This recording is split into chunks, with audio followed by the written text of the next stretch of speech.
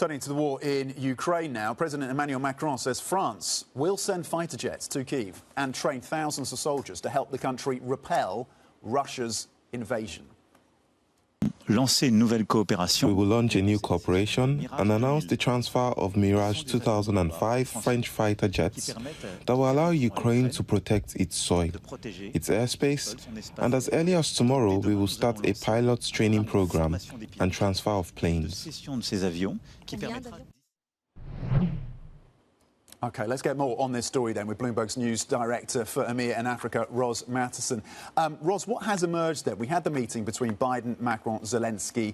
Some progress, it seems, in terms of European support, from the French side at least, in terms of the military of Ukraine. What are the details? Well, that's right. So we saw the agreement. France is going to send fighter jets, but the interesting thing from Emmanuel Macron is he said they have to train the Ukrainian pilots first. He said the earliest they're going to get there is probably the end of the year. So that's telling because, for a start, that means that he thinks the war is still going to be going on potentially at the end of the year, but also they're not going to arrive immediately. And as we know, there's a crunch point going on now for Ukraine where they're running very short still on weapons, including fighter jets, and repelling these fresh Russian advances near the border. And in fact, France is among those countries that is now allowing Ukraine to use Western-made weapons to make targeted strikes inside Russia. So we had the announcement about that in terms of fighter jets, but we still are waiting to see the bulk of this fresh aid arriving into Ukraine, and certainly the signs are that it's going to take many months to get there. Yeah, and Macron asked as well whether or not that would be seen, at least the training of soldiers in the western parts of Ukraine, as a sign of aggression. He says no, that shouldn't be interpreted as that.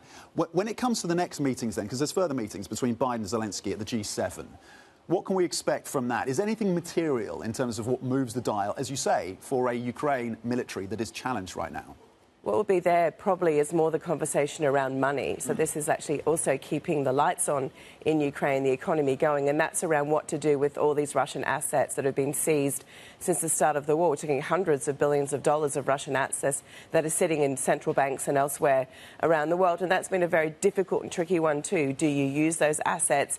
In the meantime, how do you put them to work? And we're edging towards, and possibly will come up again at the G7, the leaders will talk about it, is can you use the interest from those assets to loan money to Ukraine now?